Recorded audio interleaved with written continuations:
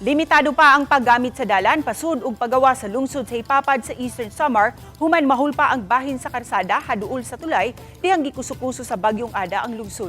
Sa road advisory sa DPWH Eastern Samar District Engineering Office, may mga emergency team sa DPWH nga miayom-ayom niini ug niadtong Sabado gitugutan na nga makaagi ang mga lightweight vehicles. Gipasabot sa DPWH nga samtang giayom-ayom pa kini did-an una ang mga heavy vehicles nga makaagi sa dalan. Adunay sapa ang ilawom sa nahulpa nga bahin sa daan ug posibleng natandog ang pundasyon niini tungod sa pagbundak sa uwan sa milabayng mga adlaw.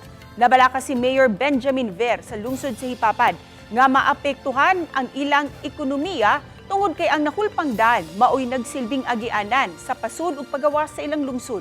Awhag niya sa DPWH nga paspasan ang pag-ayom-ayom sa nahulpa nga taytayan.